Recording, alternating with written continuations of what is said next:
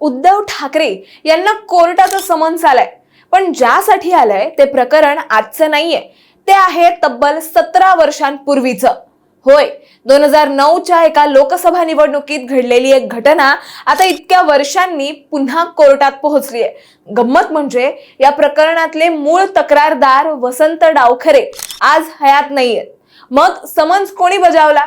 हे प्रकरण नेमकं आहे तरी काय, आणि 5 ऑगस्टला कोर्टात नेमकं काय घडणार याबद्दलच आपण सविस्तर जाणून घेऊयात या व्हिडिओच्या माध्यमातून. दरम्यान चॅनलवर नवे आला असाल तर इकडे खाली दिसत असलेल्या सबस्क्राईब बटनवर लगेच क्लिक करा. तर 2009 मध्ये घडलं असं होतं, कल्याण लोकसभा मतदारसंघात राष्ट्रवादी काँग्रेसचे वसंत डावखरे आणि शिवसेनेचे आनंद परांजपे यांच्यात थेट लढत होती. त्यावेळी शिवसेनेचे कार्याध्यक्ष असलेले उद्धव ठाकरे यांनी डोंबिवलीतील एका प्रचार सभेत डावखरे यांचा एक व्हिडिओ जाहीरपणे दाखवला होता. या व्हिडिओत डावखरे कार्यकर्त्यांना पोलीस आणि निवडणूक अधिकाऱ्यांची भीती न बाळगता निवडणूक जिंकण्यासाठी प्रयत्न करण्याचं आवाहन करताना दिसत होते, असा दावा शिवसेनेकडून करण्यात आला होता. आणि यावर पुढे डावखरे यांनी मात्र हा दावा साफ फेटाळला होता. दाखवण्यात आलेला व्हिडिओ हा मॉर्फ केलेला असून तो निवडकपणे एडिट करून बदनामीसाठी वापरण्यात आल्याचा त्यांचा आरोप होता. दरम्यान शिवसेनेनं उलट हा व्हिडिओ खराच असल्याचं सांगत निवडणूक अधिकाऱ्यांकडे तक्रार करण्याची भूमिका घेतली. यावरून हा वाद चिघळला आणि डावखरे थेट कोर्टात गेले आणि त्यांनी उद्धव ठाकरे, एकनाथ शिंदे, आनंद परांजपे आणि रमाकांत देवळेकर यांच्या विरोधात खटला दाखल केला होता.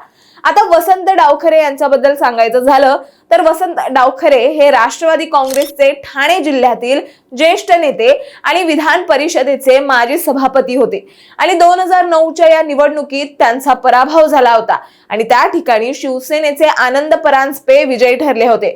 दरम्यान काही वर्षांनी जानेवारी 2018 मध्ये प्रदीर्घ आजारानं मुंबईतील रुग्णालयात डावखरे यांचं निधन झालं आणि या प्रकरणावर त्यावेळी पडदा पडला.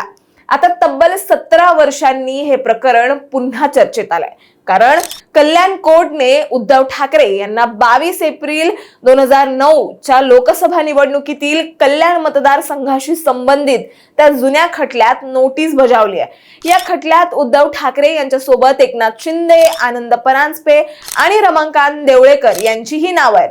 आणि महत्वाचं म्हणजे 5 ऑगस्टला उद्धव ठाकरे स्वतः कोर्टात हजर राहणार का की वकिलांमार्फत बाजू मांडणार, याकडे आता सगळ्यांचंच लक्ष लागलंय. आता इथे महत्वाची गोष्ट म्हणजे तक्रारदार वसंत डावखरेच आता हयात नसल्यामुळे हे प्रकरण नेमकं कोणत्या वळणावर जाणार हा खरा प्रश्न आहे. त्यात 17 वर्षात शिवसेनेचं समीकरणही खूप बदललंय. दरम्यान डावखरे कुटुंबियांची यावर अद्याप कोणतीही अधिकृत प्रतिक्रिया आलेली नाहीये. त्यात डावखरे आता हयातीत नसल्यामुळे पुढील घडामोडी बऱ्याच अंशी त्यांच्या कुटुंबियांच्या भूमिकेवर अवलंबून असतील अशी चर्चा आहे. त्यामुळे दुसरीकडे आता उद्धव ठाकरे 5 ऑगस्टला नेमकी काय भूमिका घेणार हे बघणं तितकंच महत्वाचं ठरणार आहे.